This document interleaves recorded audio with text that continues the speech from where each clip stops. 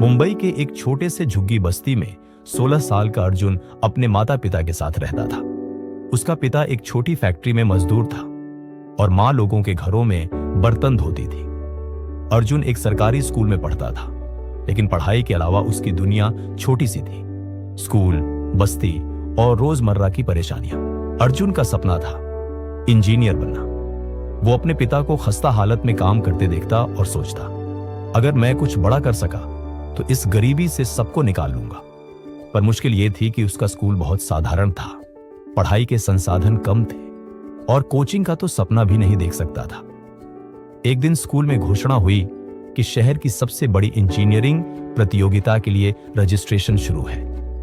विजेता को एक प्रतिष्ठित कोचिंग इंस्टीट्यूट की मुफ्त स्कॉलरशिप मिलेगी। अर्जुन का दिल धड़क उठा।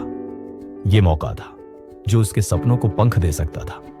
उसने तुरंत नाम लिखवाया, भले ही बाकी बच्चों ने हंसते हुए कहा, अरे हम सब जानते हैं ये तो अमीर स्कूलों के बच्चों के लिए है, तेरे बस का नहीं।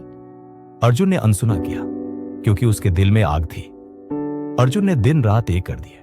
स्कूल की लाइब्रेरी में जो भी किताब मिलती पढ़ डालता, दोस्तों से पुराने नोट्स मांगता, यूट्यूब से मुफ्त लेक्चर देखता और जो समझ नहीं आता अपने साइंस टीचर से पूछता। प्रतियोगिता का दिन आया। हॉल में बैठे सब बच्चे अच्छे स्कूलों से थे, जिनके पास कोचिंग का अनुभव था, महंगी किताबें थी। अर्जुन ने अपनी पूरी मेहनत झोंक दी, लेकिन जब रिजल्ट आया अर्जुन का नाम कहीं नहीं था। वो बाहर आकर बेंच पर बैठा और चुपचाप रोने लगा। उसकी मेहनत, उसके सपने सब चूर चूर हो गए थे। उसके साइंस टीचर मिस्टर शेट्टी वहीं से गुजर रहे थे। उन्होंने अर्जुन को देखा, पास आए और बोले, अर्जुन हार गया। अर्जुन ने सिर झुका लिया, आंसू छुपाते हुए। मिस्टर शेट्टी मुस्कुराए, जानता हूं तुझे उम्मीद थी, पर बेटा असफलता का मतलब यह नहीं कि तेरा सफर खत्म हुआ। यह तो पहला सबक है। जिनको सच में जीतना है वो गिरने के बाद उठते हैं। उन्होंने अर्जुन को प्रोत्साहित किया, तू फिर से कोशिश करेगा, मैं तुझे गाइड करूंगा, लेकिन एक शर्त, इस बार मेहनत दुगनी करनी होगी। तैयार है? अर्जुन की आंखों में एक नई चमक लौट आई। उसने सिर हिलाया, हां सर, तैयार हूं।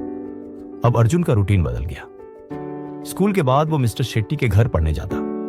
वो उसे पुरानी किताबें लाकर देते, कठिन सवाल हल कराते और समय का प्रबंधन सिखाते। अर्जुन अपनी मां के मोबाइल पर भी पढ़ाई के ऐप्स इस्तेमाल करने लगा। दोस्त खेलने बुलाते, लेकिन अर्जुन पोलाइटली मना कर देता। पिता कहते, बेटा इतनी मेहनत क्यों, आराम भी कर लिया कर। पर अर्जुन को पता था, मेरी जिंदगी का मौका मुझे फिर से मिलेगा और इस बार मैं हार नहीं मानूंगा। अगले साल वही प्रतियोगिता दोबारा हुई। अर्जुन ने फिर हिस्सा लिया। इस बार उसके पास सिर्फ हिम्मत नहीं, तैयारी भी थी। परीक्षा के दौरान उसने पाया कि कई सवाल वो जानता है जिनमें पिछले साल अटक गया था। रिजल्ट आने का दिन आया। अर्जुन का दिल तेजी से धड़क रहा था। लिस्ट लगी, पहला पेज देखा, नहीं। दूसरा पेज, नहीं। तीसरा पेज, अर्जुन यादव सेलेक्टेड। उसने अपनी आंखों को मसल कर देखा, सच में उसका नाम था। वो दौड़ता हुआ घर आया, मां को गले लगाया और बोला, मां हमारा सपना अब सच होगा। मां की आंखों में आंसू थे, लेकिन इस बार खुशी के। स्कॉलरशिप मिलने के बाद अर्जुन ने कोचिंग शुरू की। वहां भी उसे कई चुनौतियां आईं, लेकिन अब वो हार मानने वाला नहीं था। वो जान चुका था कि असफलता सिर्फ एक सीढ़ी है जिस पर चढ़कर ही सफलता मिलती है। सालों की मेहनत के बाद अर्जुन ने आखिरकार आईआईटी की परीक्षा पास कर ली।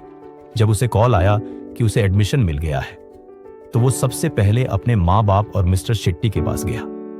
उन्होंने उसे गले लगाकर कहा, अर्जुन तूने हमें गर्व महसूस कराया। अब अर्जुन ने केवल अपने परिवार के लिए बल्कि पूरे इलाके के बच्चों के लिए एक प्रेरणा बन चुका था। लोग उसे देखकर कहते, देखो अगर अर्जुन कर सकता है तो हम भी कर सकते हैं। अर्जुन ने अपनी जर्नी से सीखा, असफलता से घबराओ मत, वो सिर्फ पहला कदम है। असली जीत तब होती है जब तुम गिरकर फिर उठते हो।